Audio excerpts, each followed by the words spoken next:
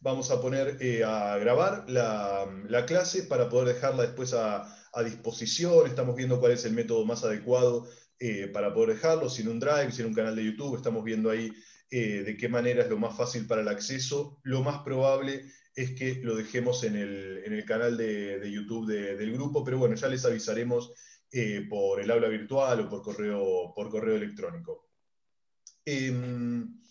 Bien, hasta acá creo que en líneas generales tenemos cuáles son los aspectos organizativos. Una última cuestión sobre eso. Vamos a estar trabajando más o menos en 2 Zoom, saben ustedes, tenemos 40 minutos por cada Zoom, así que se nos va a cortar, vamos a volver a entrar con los mismos datos y vamos a seguir trabajando en un Zoom más. A los Zoom haremos un pedacito más, 2 Zoom y un poquito, vamos a tratar de cumplir. En el día de ayer dije que eran 2, fueron 3 y recibí ahí algunos tirones de orejas. Así que trataremos hoy de sostener la palabra en esos tiempos. ¿Cómo venimos hasta acá? ¿Dudas, comentarios, alguna cuestión que no quede clara? ¿Estamos bien? Muy bien. Bueno, la cuestión del informe, de cómo pensar el asunto de escribir dentro del trabajo social, es claramente problemática. Claramente problemático el ejercicio mismo de la escritura dentro de la disciplina. Es una profesión que históricamente no ha tenido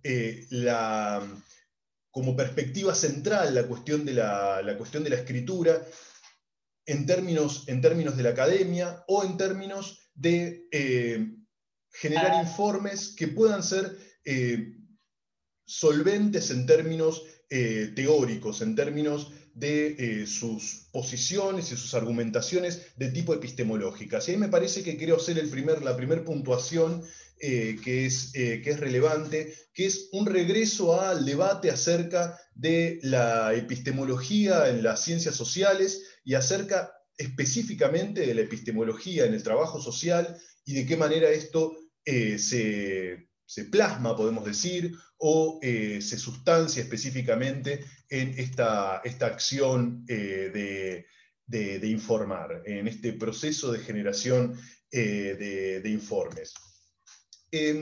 Hay una primera cuestión que podemos pensar sobre la epistemología, que frecuentemente se ha remitido el debate acerca de la epistemología para una rama particular de la filosofía, que, bueno, lleva adelante estos análisis sobre la ciencia, sobre los paradigmas, o bien se lo ha dejado inscripto en el marco de las ciencias sociales en su conjunto, sin que el trabajo social considere que tenga demasiado para aportar en ese sentido. A mí me parece que en esa dirección el movimiento de la reconceptualización hizo un viraje relevante en este punto, que fue establecer la necesidad de la permanente vigilancia epistemológica. Este concepto, esta idea que proviene de Pierre Bourdieu, de ese famoso libro, El oficio del sociólogo, libro que les estamos dejando en la bibliografía ampliatoria de este seminario. Imagino que la mayoría tiene alguna idea general de qué va este libro, pero siempre es bueno alguna refrescada al respecto. Pero volvemos a este asunto, vigilancia epistemológica como categoría que nos permite pensar que claramente cuando producimos un informe, estamos apelando a este enorme problema que ya señalaba Bourdieu, que tiene que ver con utilizar este vínculo cotidiano que es el lenguaje, que está permanentemente plagado de lugares que podemos pensar como autoevidentes, que pareciera que se pueden explicar por el propio peso o uso de las palabras. En este caso, la vigilancia epistemológica nos va a remitir a una permanente observación de cuáles son esas palabras con las cuales nos referimos a las cosas, cuáles son esos conceptos a los cuales apelamos. Y la experiencia profesional lo que nos viene a indicar, y en este caso yo voy a tratar, en este seminario vamos a tratar de hacer un permanente ida y vuelta entre estas propuestas teóricas y lo que vemos, lo que nos sucede en nuestras instituciones. Lo que vemos es una enorme heterogeneidad a la hora de, o eclecticismo, ¿no? A la hora de apelar a diferentes categorías, a diferentes conceptos. En ese sentido, momento que vamos silenciando, en ese sentido creo que es importante, si se apela a una perspectiva ecléctica, a una perspectiva heterogénea, sí tener clara noción de cuáles son cada uno de esos conceptos a los cuales estamos apelando, a los cuales nos estamos remitiendo. En algún punto van a ver que en la bibliografía que les proponemos, que es bastante vasta, que tiene muchísimos autores y autoras fundamentalmente, van a encontrar, si bien van a encontrar una línea particular, que es un poco en lo que voy a estar desarrollando en el día de hoy, van a encontrar algunos autores y autoras que dan cuenta de esa heterogeneidad a la hora de pensar estas cuestiones en el trabajo social.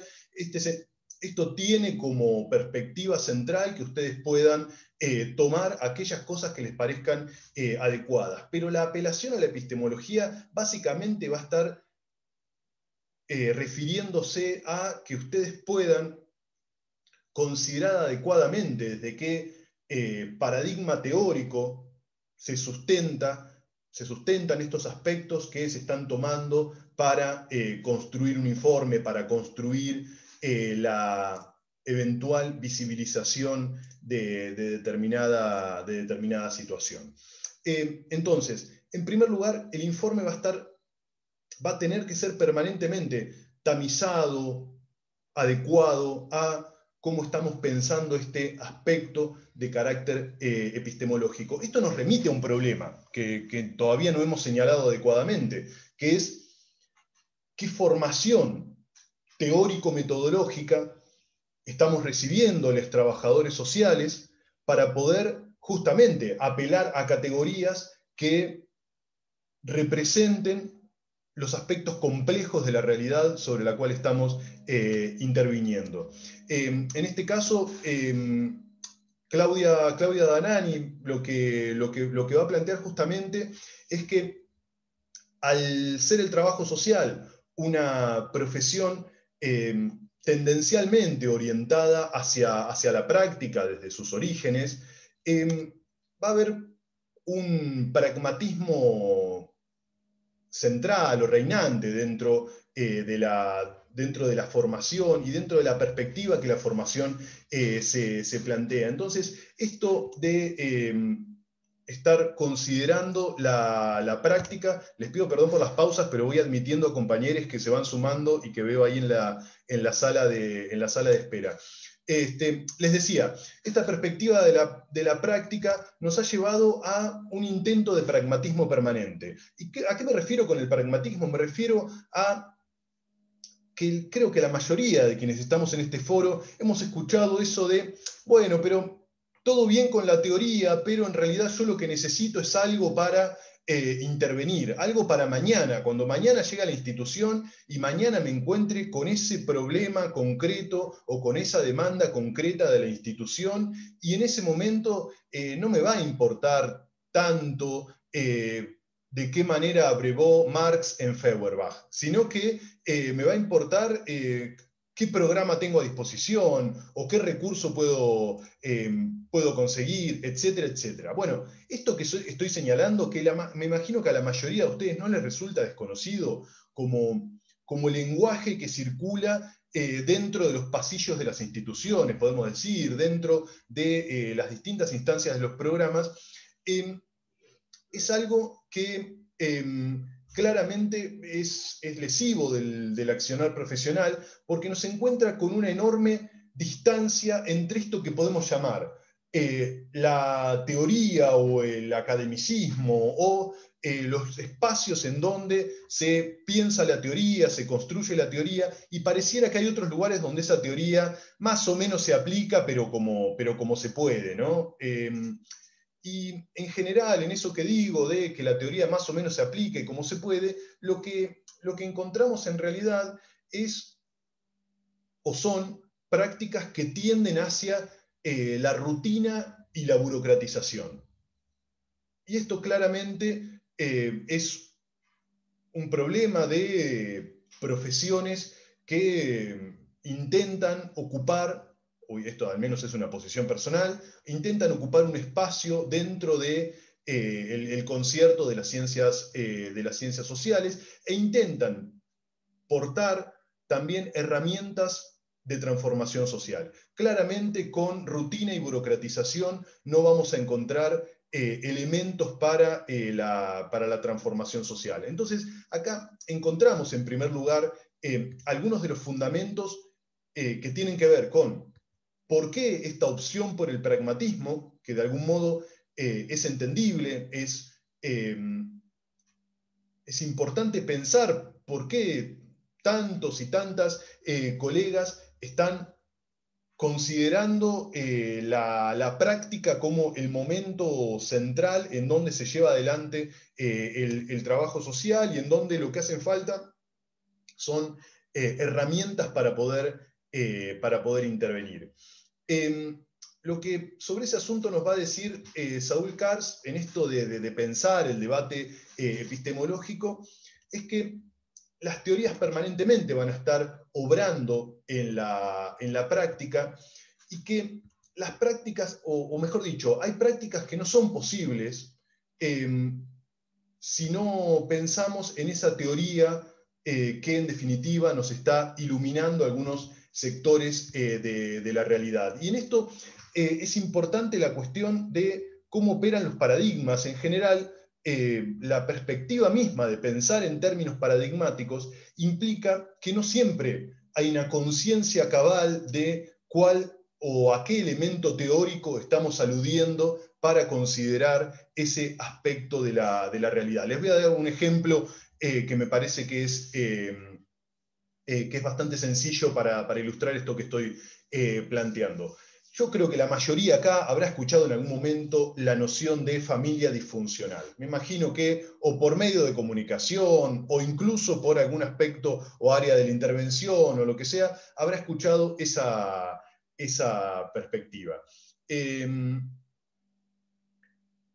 importante para aquellos colegas que aluden a una perspectiva de la disfuncionalidad, que puedan revisar justamente los aspectos teóricos que están presentes en el paradigma del estructural funcionalismo, en de qué manera Parsons fundamentalmente ha pensado a las sociedades después de la segunda mitad del siglo XX, y cómo esto también es relevante a la hora de que estamos pensando que hay elementos que funcionan o no funcionan dentro de, en este caso, las familias o las relaciones sociales dentro de esas familias. Pensar en términos de disfuncionalidad va a tener consecuencias en mi práctica, y va a tener consecuencias en qué tipo de informes generamos, qué tipo de informes producimos, y en definitiva de qué manera estamos leyendo esa realidad. Es decir, cómo comprendemos las situaciones y cómo reconstruimos esas relaciones que se dan dentro, esas relaciones complejas que se dan dentro de la práctica, y para esto no alcanza con esto que Susana Casaniga llamó la racionalidad instrumental preponderante dentro del trabajo social. Esta perspectiva que en algún punto es parecido a lo que comentaba recién de Danani. Ahora, en este sentido, ¿cómo pensar el registro o el informe social en una intervención que se ponga al servicio de la promoción de derechos, en una intervención que se ponga en función de los sectores populares, que también tome una posición ético-política frente a las contradicciones fundamentales que se dan en determinado momento histórico, en determinado momento político. Siendo el informe, como va a decir Michel Foucault, una herramienta también que proviene de las sociedades disciplinarias, por lo tanto es de algún modo una herramienta de control y de, como vamos a ver dentro de un rato con el texto de... denme un segundo, con el texto de Daniela Gallego, me quedé si era Daniela, creo que sí, espero haberlo acertado, que tiene que ver básicamente con la visibilización de la vida cotidiana de los sectores populares. Los orígenes del informe social, y en ese sentido el artículo de Daniela Gallego, Informes sociales y sus disputas en el marco de la lucha de clases, les va a dejar una perspectiva histórica y contextual de qué forma el informe o los informes sociales se han ido construyendo en el marco de las sucesivas formas que adquirió la lucha de clases en nuestro país y de qué manera se ha ido constituyendo o se han ido constituyendo distintas formas del informe. Porque me parece acá, y hago una pequeña nota al pie, el informe es absolutamente plural en sus formas. De hecho, vamos a encontrar una enorme cantidad de informes sumamente disímiles. Hay una propuesta que ahí acordamos con Débora y Evangelina, que es la de dejarles a disposición cuando tengamos todos los medios más o menos aceitados, aula virtual, Drive y demás, les decía, vamos a dejarles a disposición algunos informes, algunos informes obviamente teniendo en cuenta los aspectos de cuidar marcos institucionales, colegas y demás. O sea, toda información, vamos a borrar toda esa parte y dejar a disposición informes que se están llevando adelante actualmente en las prácticas profesionales de distintos espacios ocupacionales, como para que ustedes también puedan llevar adelante una lectura de esos informes, puedan tener en cuenta también a qué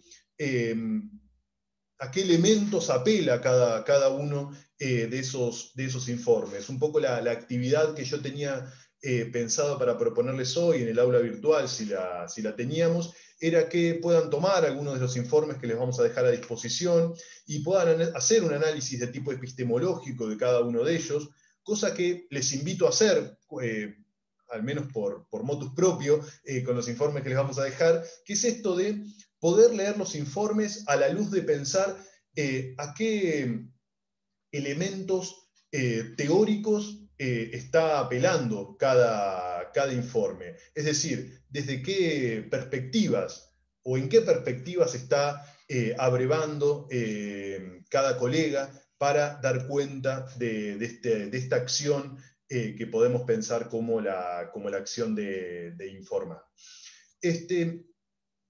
¿Venimos bien hasta acá? ¿Sí? Bueno, hay un siguiente aspecto que me parece que es fundamental para pensar el informe, de hecho lo tenemos presente en el título de nuestro seminario, que tiene que ver con esto de la dimensión ético-política. Ese es un aspecto que es central para poder pensar esta acción de informar. Ahí el texto de referencia que van a tener, uno de ellos al menos, como les decía, vamos a dejarles un conjunto de textos para poder trabajar y después ustedes irán eligiendo, pero es un texto de Nora King que se llama Repensar la dimensión ético-política del trabajo social. Es un texto del 2008, si no me equivoco, que va a empezar básicamente su argumentación pensando en cómo traspolar una perspectiva que aparece mucho en el trabajo social, que es la pregunta acerca de ¿qué debemos hacer? Esto es muy frecuente dentro de la intervención profesional, dentro de las instituciones, el qué hacer, ¿no? Y no remitiéndonos al viejo libro de Lenin, sino remitiéndonos a qué hacer en esta situación concreta y práctica que nos interpela, ¿no? En esto que les decía hace un rato, relacionado con el pragmatismo y demás, pareciera que nos tensiona permanentemente la cuestión de qué hacer frente a determinado problema. Incluso en las instituciones escuchamos muchas veces los fatalismos estos de, bueno, ante esta situación no se puede hacer nada. O una mucho peor que me imagino que habrán escuchado ustedes: bueno, no se puede hacer nada, a fulanito o a fulanita no le entra bala, que me parece que es una de las peores que yo escucho en las instituciones, ¿no? Y yo sé que tiene que ver con una catarsis y no creo que la catarsis, no le pongo una idea moralizante a la catarsis, digo, creo que la catarsis es algo necesario, ¿no?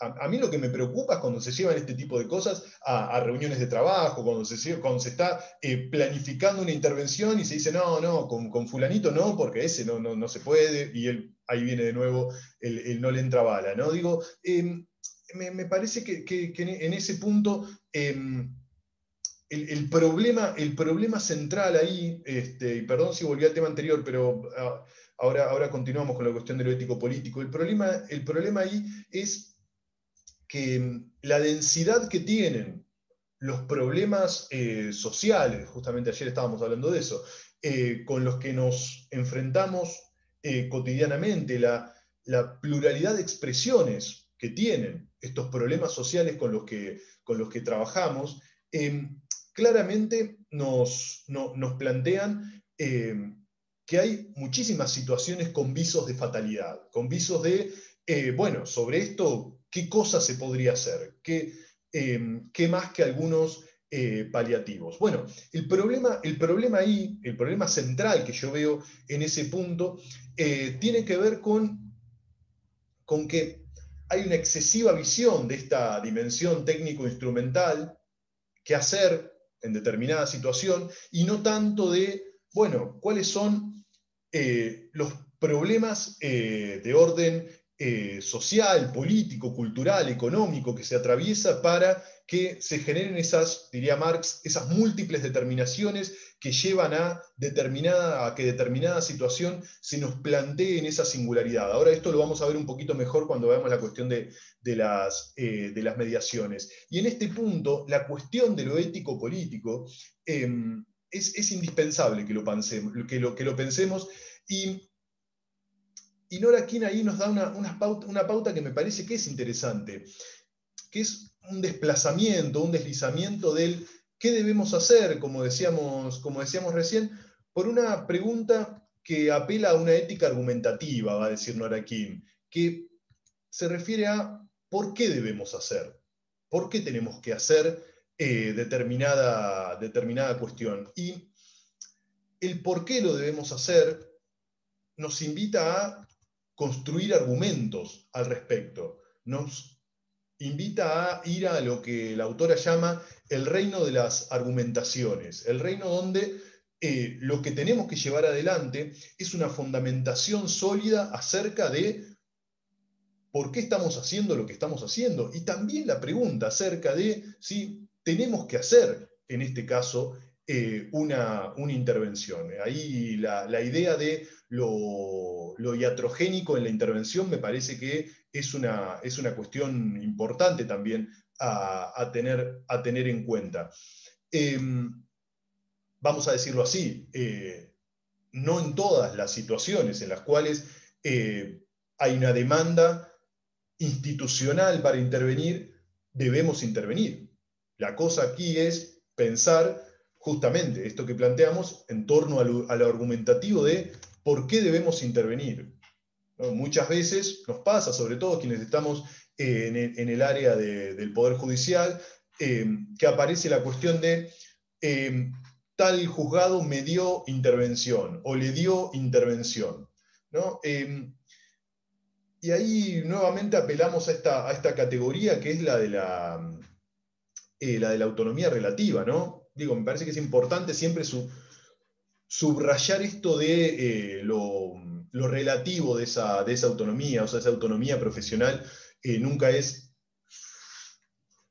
absoluta, sino que es permanentemente, o está permanentemente siendo negociada, ¿no?